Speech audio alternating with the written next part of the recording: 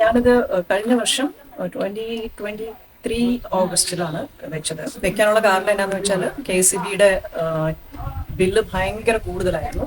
ഒരു 16,000, 17,000, 21,000 വരെയൊക്കെ പോയി. അപ്പം അത് കൺട്രോൾ ചെയ്യാൻ വേണ്ടിയിട്ടാണ് സോളാർ വയ്ക്കാൻ വിചാരിച്ചത്. എനിക്ക് ഇതുവരെ നല്ലൊരു എക്സ്പീരിയൻസ് ആണ് ഉണ്ടായിട്ടുള്ളത്. 1 year ആയി. അപ്പം ആവറേജ് ഒരു 300 rupees വരാറുള്ളൂ വെച്ചതിന് ശേഷം. പിന്നെ സബ്സിഡി ഞങ്ങൾക്കൊരു കമ്മീഷൻ ചെയ്ത് ഫ്യൂ വീക്സ് കഴിഞ്ഞപ്പോഴത്തേക്കും ഞങ്ങൾക്ക് സബ്സിഡി കിട്ടി. So I M overall happy with the support, the maintenance and service which I M giving. ഇവിടെ നല്ല സർവീസാണ്. സോളാർ വെച്ചിട്ട് ഇപ്പം 1.5 വർഷമായി. ഇതുവരെ ഇലക്ട്രിസിറ്റി ബില്ലൊന്നും വന്നിട്ടില്ല. ഇപ്പം നേരത്തെ 2 മാസം കൂടുമ്പോൾ 5,500 ആയിരുന്നു. ഇപ്പോഴേ വെറും 147 രൂപ മാത്രമേ വരുന്നുള്ളൂ. ഈ ബോധി സോളാർ പിന്നെ സബ്സിഡി ഒക്കെ കറക്റ്റ് സമയത്ത് തന്നെ മേടിച്ചു തന്നു. ഓക്കെ, 2020-21 ജനുവരിയിലാണ് ഞാൻ ഇങ്ങനെ സോളാർ വയ്ക്കുന്നതിനെ കുറിച്ച് ആലോചിച്ചത്. ഒരു 25-35 വർഷത്തേക്കാണ് ഈ സാധനം. അപ്പം അതിനെ ഫോളോ ചെയ്യണം നമ്മളിപ്പോൾ നോക്കിയത്. അത് ഇതിൽ ഉറപ്പ് തരികയും ചെയ്തു.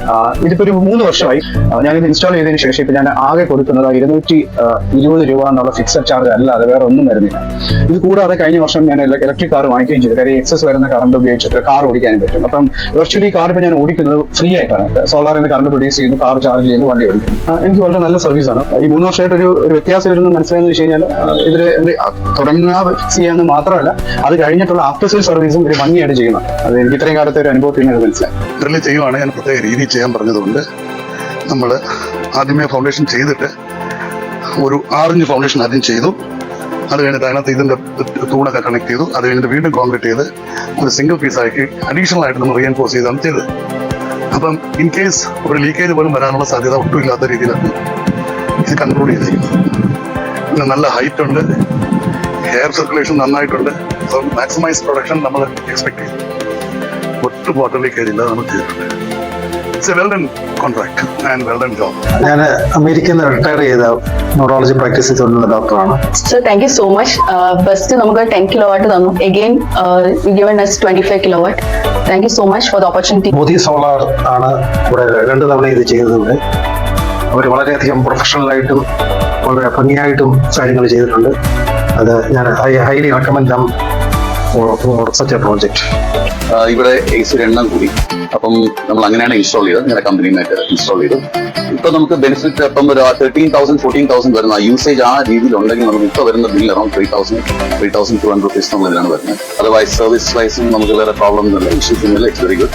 പിന്നെ ഓവറോൾ ബെനിഫിറ്റ് ഇരിക്കുന്നത് ഓൺ ആൻ ആവറേജ് നമ്മൾ around on N year may be ഒരു 1 lakh profit I think we are making out of it. ഞാനൊരു സോളാർ സിസ്റ്റം വെക്കണമെന്ന് വിചാരിച്ചു. വീട് പണിതപ്പോൾ തന്നെ വിചാരിച്ചിരുന്നതാണ്. പിന്നെ പല കാരണങ്ങളെ കൊണ്ട് അത് വൈകിപ്പോയി.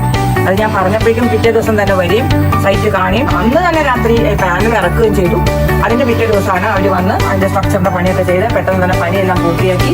KCBയിൽ പോകുന്നതും XA അല്ലെങ്കിൽ AE കാണുന്നതും എല്ലാ കാര്യങ്ങളും അറേഞ്ച് ചെയ്ത് ഇതിന്റെ സാരഥിയായ ഈ കമ്പനിയുടെ സാരഥിയായ BGS നായരാണ്. അപ്പോൾ ഹാറ്റ്സ് ഓഫ് ടു ഹർ. കാരണം എന്താണെന്ന് വെച്ചാൽ ഞാനൊന്നും അറിഞ്ഞില്ല. സത്യം പറഞ്ഞാൽ ഇവിടെ സൈൻ ചെയ്യണം അവിടെ സൈൻ ചെയ്യണം എന്ന് പറഞ്ഞിട്ട് സൈൻ ചെയ്ത് കൊടുക്കാനല്ലാതെ വേറെ യാതൊരു എഫേർട്ടും എന്റെ ഭാഗത്ത് വേണ്ടി വന്നില്ല. ഈവൻ ചെക്ക് അപ്ലോഡിങ് ആൻഡ് അതിന്റെ റീഫണ്ട് വരുന്നത് അതിനെക്കുറിച്ച് പോലും ഞാൻ അറിഞ്ഞിട്ടില്ല ഒരു കാര്യം. അപ്പോൾ വളരെ നല്ല സർവീസാണ്, വളരെ കോപ്പറേറ്റീവ് ആണ്, വളരെ അണ്ടർസ്റ്റാൻഡിംഗ് ആണ്.